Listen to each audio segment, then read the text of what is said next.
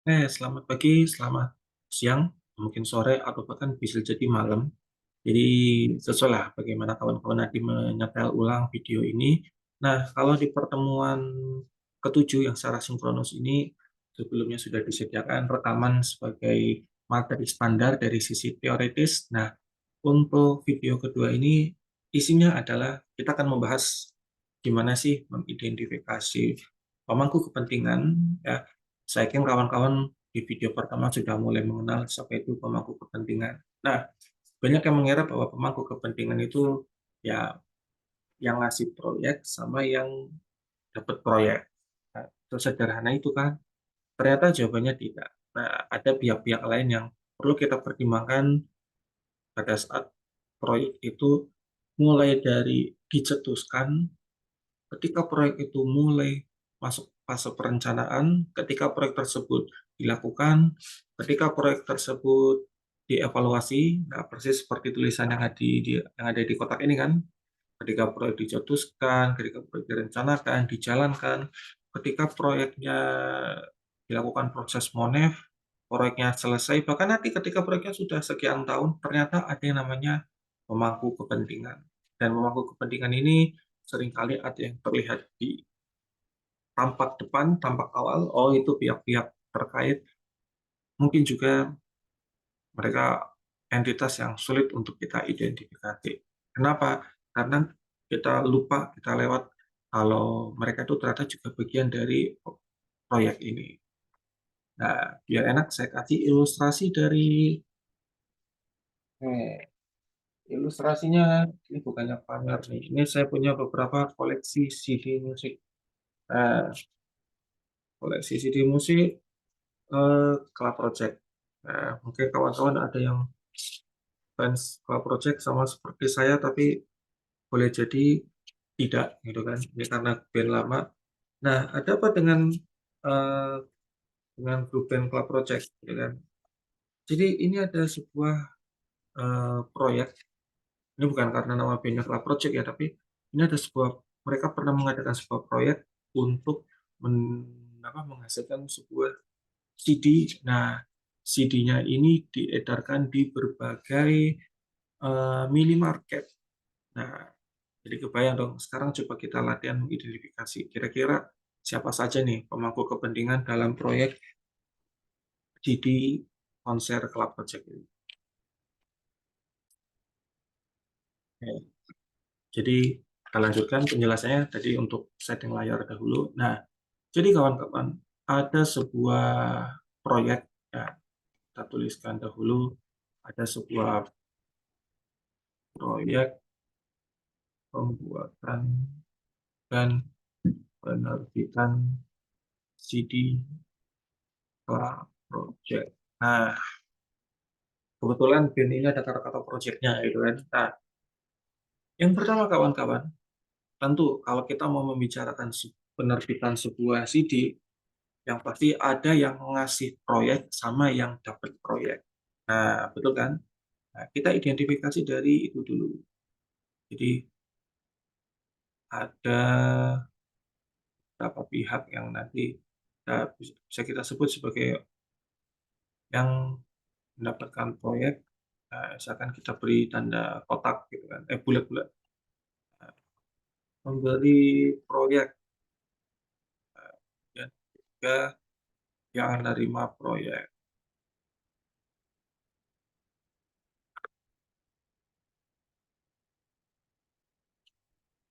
Nah, oke. Pemberi proyek, nah siapa sih yang ngasih proyek untuk bikin CD ini, gitu kan? Yang ngasih proyek untuk pembuatan CD ini tentu saja kita kenal sebagai eh, produser.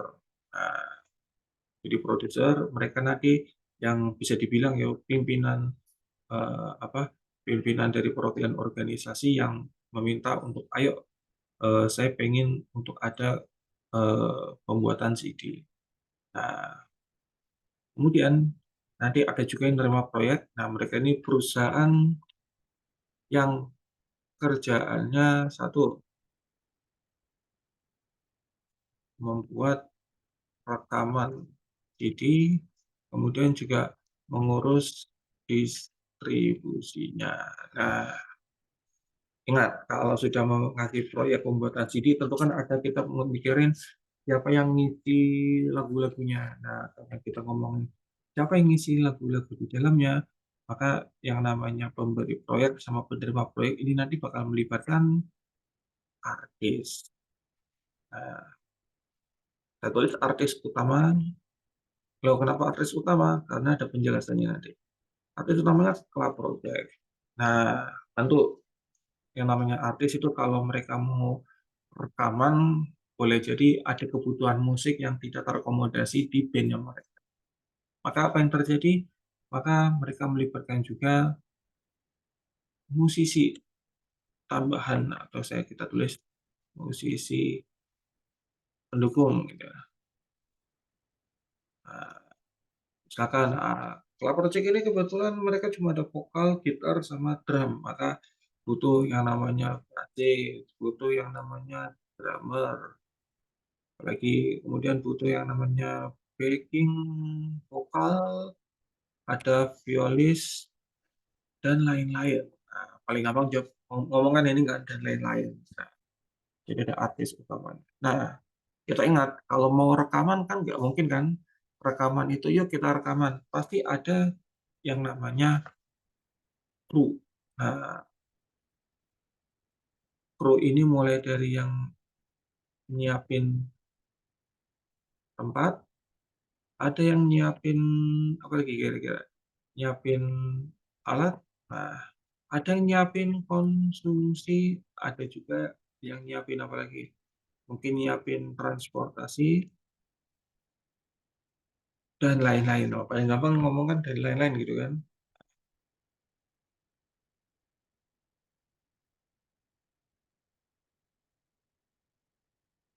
Oke. Nah, kemudian di setiap pekerjaan, coba kawan-kawan mulai bayangkan kira-kira pekerjaan tersebut butuh bantuan siapa saja. Nah, sebagai contoh, kalau kita cermati, di sini ada kata-kata mengurus distribusinya. Nah, otomatis kalau si penerima proyek ini mau mendistribusikan CD yang nanti sudah diproduksi, kan harus dipasarkan misalkan ke minimarket.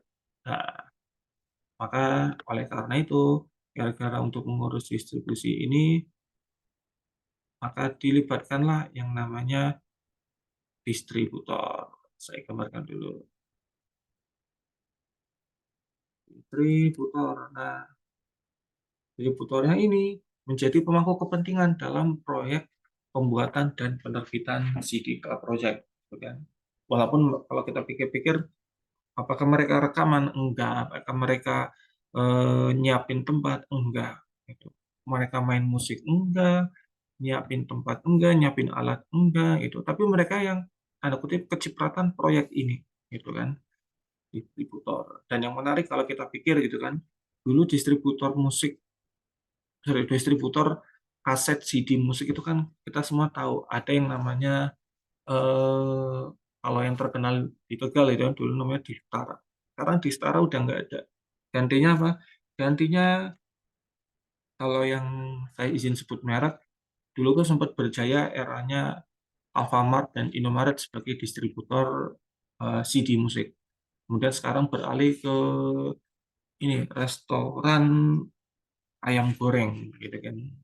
Nah, dan kabarnya sekarang toko toko jualan CD terbesar di Indonesia yo itu eh, tempat jualan ayam goreng, kemudian ya itu ayam goreng, kemudian aku nggak tahu selain ayam goreng apa lagi pizza mungkin gitu ya. Nah, kalau sekarang kan oh ya CD ini diproduksi tahun 2013-2014. Nah, kalau sekarang mungkin sudah distributornya sudah tidak lagi perusahaan apa restoran siap saji atau mungkin minimarket. Sekarang distributornya siapa?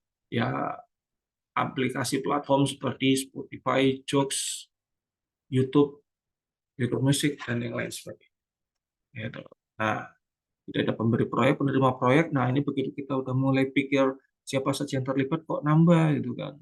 Nah, apalagi yang bisa kita gali. Misalkan ini, di sini ada kata-kata nyiapin konsumsi, ya kan? Nah, artinya kawan-kawan, gara-gara ada kerjaan yang namanya nyiapin konsumsi, otomatis akan ada yang namanya vendor, vendor konsumsi. Nah, ini perlu kita perkirakan itu karena mereka ya mereka bukan cuma urusannya nyiapin makan selesai gitu, tapi ternyata mereka juga turut memengaruhi keberlangsungan proyek ini. Bayangin aja kalau misalkan si vendor konsumsinya ini ngasih konsumsinya yang beracun atau kedaluarsa gitu kan. Otomatis si artis utama, musisi pendukung ini proses pengerjaan musiknya bakal terkendala. Kalau terkendala apa dampaknya? Ya CD yang harusnya diproduksi tepat waktu jadi tidak sesuai tepat waktu. Otomatis akan ada pembengkakan biaya. Sampai sini dulu sudah kebayang kan ya. Dan sekarang kita ngomongin apalagi nih.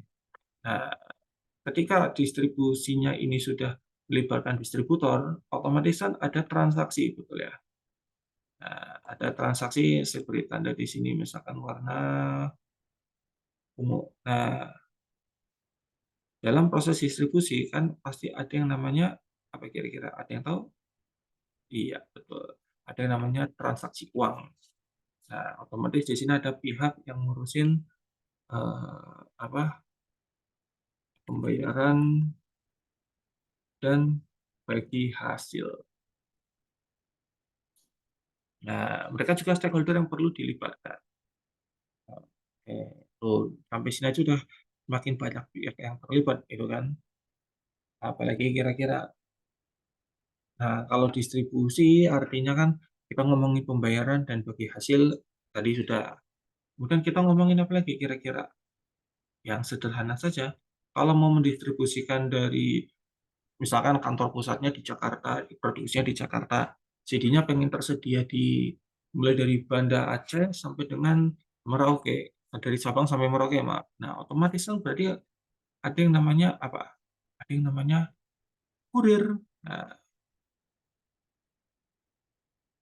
kurirnya perlu diperkirakan. Kurirnya siapa, mana prosesnya, gitu ya. Nah, kemudian kita tahu kawan-kawan musisi itu kalau sudah yang namanya produk mereka misalkan CD seperti ini kejual, mereka itu harusnya dapat royalti. Nah, berarti perlu juga melibatkan bagian legal. Jadi urusan eh, pembayaran apa namanya ya? Kan lisensi apa sih namanya? Royalti ya, pembayaran royalti. Nah, tuh, untuk urusan CD aja ternyata panjang gitu kan. Nah, itu distribusi. Ini kalau kita tarik lebih jauh lagi, nah ada yang namanya proses rekaman. Nah, proses rekaman ini membuat lalu ke bawah.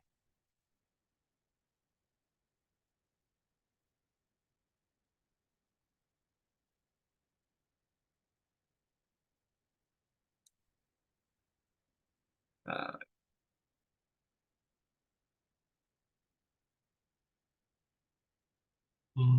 ini garis hijaunya nggak pas nih. Nanti salah paham.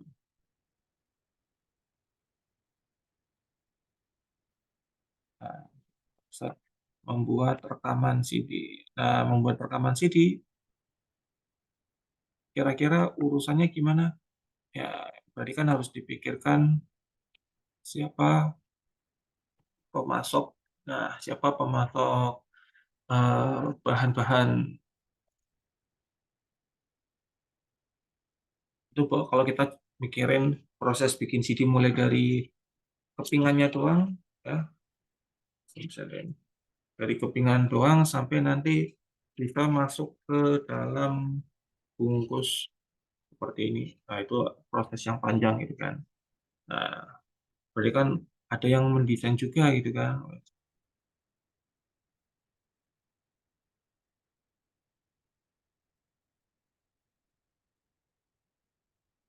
Desainer, wes. Itu kawan-kawan, ini ilustrasi proyek pembuatan dan penerbitan CD Club Project yang ternyata kalau kita bicarakan dari aspek